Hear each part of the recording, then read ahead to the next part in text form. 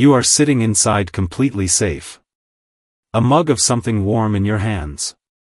Rain hammering your windows so hard the glass trembles. Wind loud enough to drown out every thought.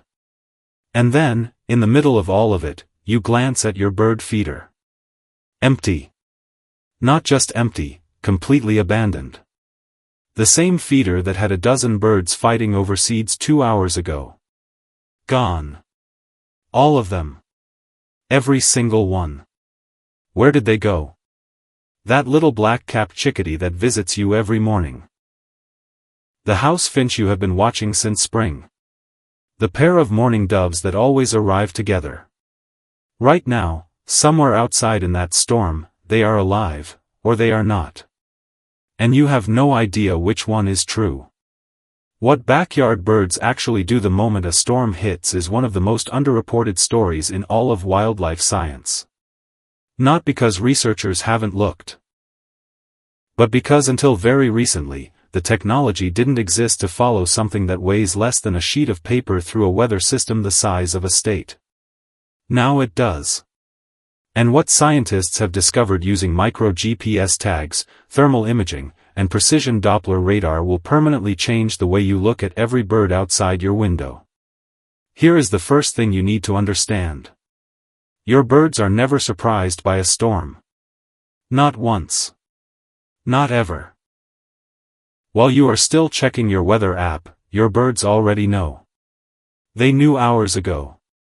Some species detect what's coming more than 24 hours before the first raindrop falls. Inside the inner ear of every bird sits a structure called the paratympanic organ. It is essentially a biological barometer, a pressure sensor so exquisitely sensitive it can detect microscopic shifts in atmospheric pressure that no human instrument was designed to track at that scale. The moment a severe low-pressure system begins approaching, still hundreds of miles away, still invisible on radar, that organ fires a signal through the bird's nervous system. Not a suggestion. An alarm. Researchers at the University of Tennessee captured this response in real time when they tagged golden-winged warblers with tiny geolocators just before a tornado outbreak. The birds departed their roosting area 24 hours before the storm arrived. They flew 1,500 kilometers south to avoid it. Then they flew back when it passed. Your backyard birds cannot fly 1,500 kilometers. But their alarm system fires just the same. And they respond the only way their size and territory allow. They eat. You have seen this before and never understood what you were watching. In the hours before a major storm, your bird feeder does not just get busy. It becomes frantic. Birds crowding each other out. Species that normally avoid each other feeding side by side. A kind of desperate urgency that feels different from normal morning feeding. It is different. A small songbird's metabolism runs at a speed that is almost incomprehensible to us. Their resting heart rate sits between 400 and 600 beats per minute. To maintain that engine, they must eat constantly. Miss a single day of feeding and their fat reserves drop to critical levels. Miss 2 days and many species will not survive. A multi-day storm is not weather to a bird. It is a countdown clock. So in those final hours before the sky closes, every bird at your feeder is doing one thing. Loading fuel. Not for flight. Not for escape. For stillness. They are preparing to do absolutely nothing for as long as it takes. And to do that, they need to be full. The sparrow that seems to be shoving everyone else aside is not being greedy. It is doing survival math in real time. Once the storm arrives and wind speeds climb past a threshold their bodies cannot handle, backyard birds do something that looks like magic. They vanish. Not by flying away. Not by hiding underground. They compress themselves into a world that exists everywhere around you, but that you almost never see. Biologists call these spaces microhabitats. The absolute deepest interior of a dense evergreen shrub, 3 or 4 layers of branches in, where wind speed drops to nearly zero. The hollow cavity inside a dead tree trunk where temperature holds steady regardless of what the air outside is doing. The tight gap between a wooden fence post and a concrete wall. The thick tangle of a hedge, pressed against a brick surface on its sheltered side. Birds do not choose these spaces randomly. They choose them based on one critical principle, the leeward side. The face of any structure that is completely shielded from the direction the wind is driving. A bird pressed into the leeward side of a thick hedge is experiencing wind speeds 80 to 90% lower than what is happening just 3 feet away on the open side. Same storm. Completely different reality. And once positioned, the bird engages something built directly into its skeleton. This is the part that stops people cold when they first hear it. A bird does not grip a branch. A bird is mechanically locked onto a branch. There is a passive tendon system running through a bird's leg. A design so efficient that the moment a bird bends its ankle to land, the tendons automatically clench its toes around whatever it is standing on. No muscular effort required. No active grip needed. The bird's own body weight, pressing down through a bent leg, pulls those tendons tight. When a storm thrashes that branch violently, back and forth, up and down, for hours, the bird does not have to fight to stay on. It cannot fall off. The locking mechanism only releases when the bird consciously straightens its leg to fly. The tree is moving. The branch is moving. And the bird is simply attached to it, riding the chaos the way a sailor rides a mast, not by fighting the motion but by being mechanically joined to it. Cold is the next threat. And rain. A bird caught in a prolonged downpour with wet feathers and no fat reserves will die faster than you would expect. So the moment a bird settles into its storm position, 2 systems activate simultaneously. The first is the uropygial gland.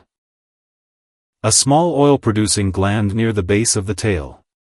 Every bird reaches back with its beak and begins spreading that oil across its feathers in careful, methodical strokes. This oil creates a water-repellent surface so effective that rain lands on a bird's outer feathers and rolls off almost completely before reaching the layers beneath. The skin stays dry. Core temperature stays stable. The second is something you may have noticed on cold mornings without realizing what you were seeing. A puffed-up bird. When a bird ruffles and expands its feathers during bad weather, it is not sick. It is not cold in a way that is harming it. It is building an insulation layer. Every puffed feather traps a pocket of warm air between itself and the next layer. Those pockets stack. The bird's apparent size nearly doubles. And inside that expanded shell, the bird's core temperature holds steady while the air around it drops toward freezing. Grip locked. Skin sealed. Heat contained. The bird waits. Not every bird uses the same strategy. And the outliers are extraordinary. Take the hummingbird. A hummingbird's heart beats more than 1,000 times per minute at full activity. They require nectar intake nearly every 15 minutes while awake. A storm that lasts 18 hours does not just inconvenience a hummingbird. It kills one that is unprepared. So hummingbirds do something that looks, to any observer, exactly like death. They enter torpor. The bird finds a sheltered branch, hangs upside down, and shuts itself off. Body temperature drops from 40 degrees Celsius down to within a few degrees of the surrounding air. Heart rate plummets from over 1,000 beats per minute to fewer than 50. Breathing becomes so slow and so shallow it is essentially invisible. A torpid hummingbird picked up and held in your hand would feel cold, limp, and completely lifeless. It is not. It has paused itself. Suspended its own biology at the minimum level required to survive. And it will hold that state, motionless, barely breathing, technically alive, until light and warmth return. Then it restarts. Within minutes, heart rate climbing, temperature rising, wings beginning to move. It flies off a perch it looked dead on just an hour before. Then there are the large coastal birds. Gulls. Terns. Frigate birds. Radar surveillance of major hurricanes has captured something that looks completely insane on screen. Massive flocks flying directly into the storm. Not away from it. Into it. Into the eye. Inside a hurricane's eye, conditions are eerily, almost impossibly calm. Clear sky. Still air. A column of quiet surrounded by the most violent winds on Earth. Birds that make it through the eye wall are effectively passengers. The hurricane carries them, sometimes hundreds of miles. Inside the traveling pocket of calm. When the storm weakens and the walls dissolve, the birds emerge. Exhausted. Disoriented. Sometimes 1,000 miles from where they started. But alive. Here is the part of the story that almost no nature documentary has ever shown you. When the storm ends, when the sky clears and the sun returns and everything looks peaceful again, the birds that survived face something more dangerous than the storm itself. They emerge from their hiding spots completely empty. Fat reserves burned. Energy systems running on nothing. And the world they come back to has been stripped. Seeds scattered by wind and buried under debris. Insects washed away or drowned. Natural food sources, the ones birds memorize over years of using the same territory, destroyed or inaccessible.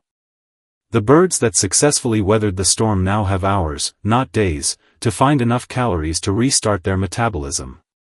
For smaller species, that window is brutally short.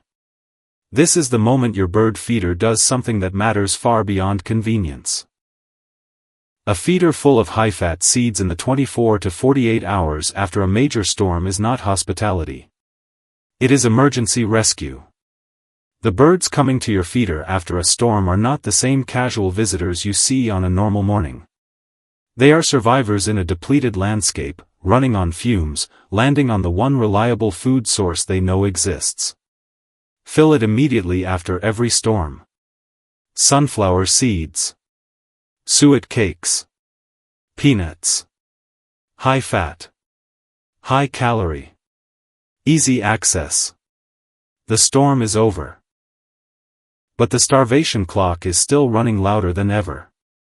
The next time you hear wind building outside and rain beginning to hammer your windows, you will know exactly what is happening beyond the glass. In the deepest interior of your garden hedge, a sparrow is mechanically locked onto a twig, oil-sealed, heat-wrapped, riding the chaos with its eyes half closed.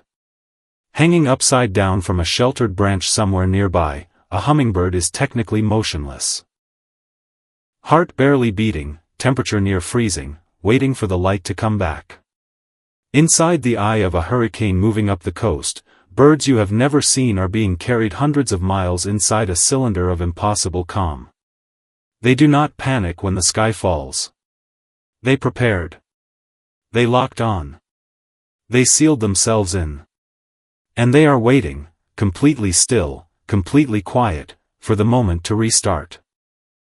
That cardinal will almost certainly be back at your feeder tomorrow morning. Acting like nothing happened. Because for a creature running survival software 40 million years in the making, nothing unusual did. If you want to keep uncovering the hidden science happening right outside your window, subscribe now. And stay curious.